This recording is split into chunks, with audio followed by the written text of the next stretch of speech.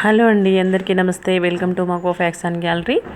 ఈరోజు వీడియోలో మీకోసం థంబ్నెయిల్ చూసే ఉంటారు కదా, ఎగ్ బిర్యానీ కుక్కర్లో ఏ విధంగా చేయొచ్చో చూపిస్తాను. సో చాలా ఈజీగా అయిపోతుంది. ముఖ్యంగా బ్యాచిలర్స్కి అయితే చాలా బాగా ఉపయోగపడుతుంది రెసిపీ.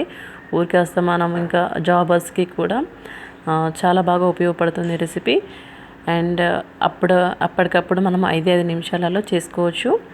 సో ఈ విధంగా చేసుకొని తినండి, చాలా టేస్టీగా ఉంటుంది. సో వీడియోలోకి వెళ్ళిపోదాం ఫ్రెండ్స్. అంతకంటే ముందు మన ఛానల్ ఇంకా ఫస్ట్ టైం విజిట్ చేస్తున్న వాళ్ళైతే తప్పకుండా మన ఛానల్ని సబ్స్క్రైబ్ చేసుకోండి. చేసుకుంటే నేను చేసే ప్రతి వీడియో చూడొచ్చు. అండ్ మన ఛానల్లో ప్లేలిస్ట్ చాలా ఉన్నాయి. అండ్ టూరిజం, నేను అవుట్ ఆఫ్ కంట్రీలో విజిట్ చేసిన ప్లేసెస్, అదేవిధంగా kitchen tips and cooking videos, general facts ఎక్కువ చెప్తూ ఉంటాను. ఓకే ఫ్రెండ్స్, ముందుగా నేను కుక్కర్ తీసుకున్నాను. అందులో బ్రౌన్ ఆనియన్స్, అదేవిధంగా కొద్దిగా టమాటో వేసి వేయిస్తున్నాను. ఎందుకంటే నేను దీన్ని పేస్ట్ లాగా చేస్తున్నాను. సో మీకు కావాలంటే డైరెక్ట్గా నైనా వేసుకోవచ్చు. పిల్లలు మామూలుగా వాళ్ళు ఏం చేస్తారంటే మనం వేసాక అవన్నీ పక్కన పెట్టేస్తారన్నమాట. సో అన్నం వేసాక వాటిని పక్కకు తీసేస్తారు. సో అందుకని నేను పేస్ట్ లాగా చేసి వేస్తున్నాను. సో తీసే ఛాన్స్ ఉండదు కదా, అందుకోసం. సో ఈ విధంగా ఫ్రై చేసుకోండి కాజుని. ఆ తర్వాత ఎగ్ని కూడా వేసి కొంచెం లైట్గా ఫ్రై చేసి తీసుకుంటున్నాను. ఈ విధంగా ఫ్రై చేశాక వీటిని కూడా తీసేసుకోండి. ఇందులోకి మనం మసాలా దినుసులు, అదేవిధంగా పచ్చిమిర్చి అండ్ ఆనియన్స్ తరుగు వేసాను. సో ఫస్ట్ 2 రకాలుగా నేను ఆనియన్స్ని తరిగాను అన్నమాట. ఈ విధంగా కొత్తిమీర, పుదీనా కూడా వేసుకున్నాను.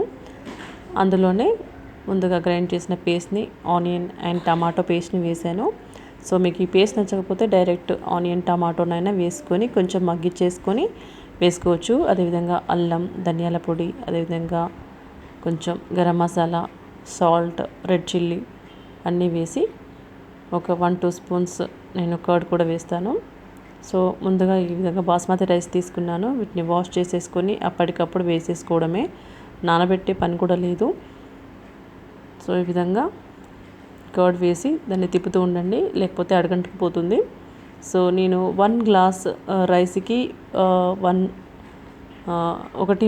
వరకు వాటర్ వేసుకోవాలి. ఇది బాస్మతి రైస్ అయితే, మామూలు రైస్ అయితే 1.5 పడుతుంది.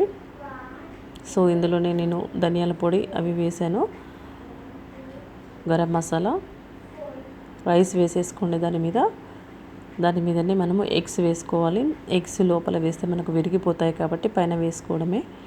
ఈ విధంగా వేసుకొని ఆ పైన కొత్తిమీర, కాజు వేసుకొని ఒక 1 విజిల్ వచ్చేంతవరకు చూడండి, లేదంటే అడగంటుకుపోతుంది మరీ ఎక్కువ విజిల్స్ పెట్టిస్తే. దాన్ని ఒక 10 మినిట్స్ వరకు అలా వదిలేయండి.